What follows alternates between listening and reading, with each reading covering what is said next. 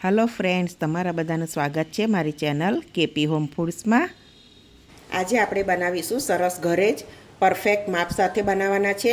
તો ચાલો આપણે બનાવવાનું શરૂ કરીએ. તો આપણે અહીંયા આગળ ઇડલી બનાવવા માટે 3 વાડકી ચોખા, તમારી પાસે ચોખા કે કણકી કે જે ચોખા લેવા હોય તે લઈ શકો છો. અહીંયા મેં 3 વાડકી લીધા છે. તો 3 વાડકી કણકી કે ચોખા સાથે 1 વાડકી અડદ દાળ, 1 વાડકી પૌવા, અડધી ચમચી જેટલા મેથીના દાણા લઈ લઈશું. હવે બરાબર ધોઈ લઈશું એને. સારી રીતે એને સરસ ધોઈ લેવાના.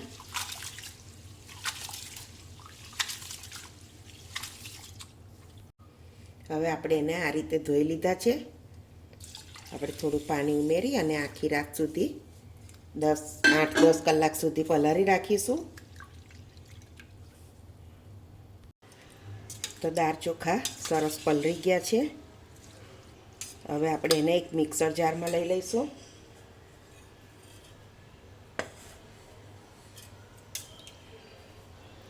થોડા થોડા લઈ અને આપણે પીસી લઈશું એને સરસ.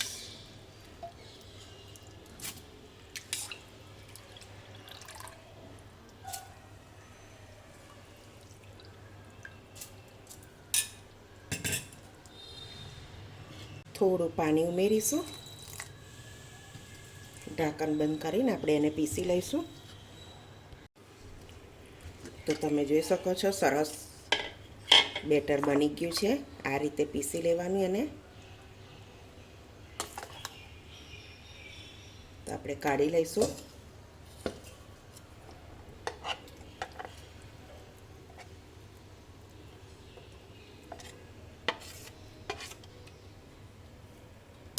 આપણે બધું જ આ રીતે પીસી લઈએ.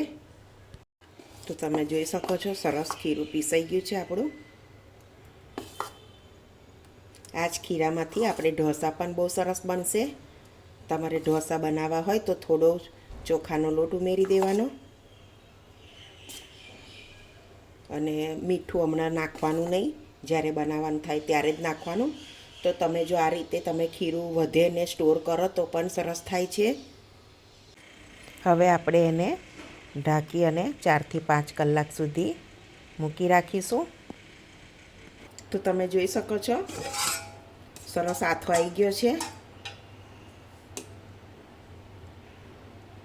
બરાબર મિક્સ કરી લઈશું. હવે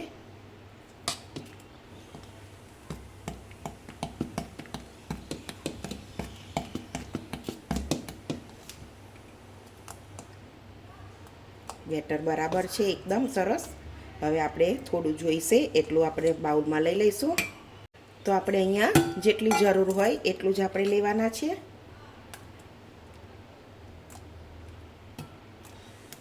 તમારે આ બેટર વધે ખીરું તો તમે ફ્રીજમાં ફ્રોઝન કરી શકો છો. 15-1 દિવસ માટે બહુ સરસ રહે છે. તો આમાં આપણે થોડું મીઠું ઉમેરી લઈશું. બરાબર મિક્સ કરી લઈએ. તો આમાં આપણે સોડા કે ઈનો કશું નાખવાની જરૂર નથી. એમનેમ જ આપણી ઇડલી સરસ એકદમ સોફ્ટ જ બનશે.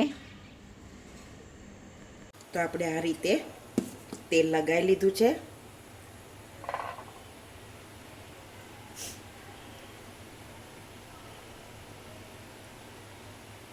આ રીતે આપણે બધી ઇડલી મૂકી દઈશું. તે આપણે બધી ઇડલી મૂકી દીધી છે. આપણું સ્ટીમર પણ સરસ ગરમ થઈ ગયું છે. તેને આપણે મૂકી દઈશું.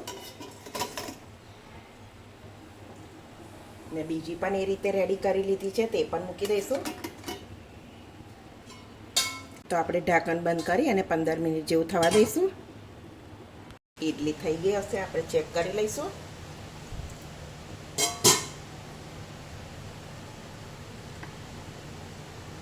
ચોટતું નથી એટલે આપણી ઇડલી સરસ થઈ ગઈ.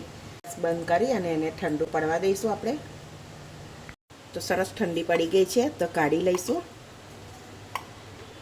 આ રીતે આપણે બધી કાઢી લેવાની. તમે જોઈ શકો છો સરસ થઈ છે, એકદમ સોફ્ટ. બધી એ રીતે કાઢી લઈએ.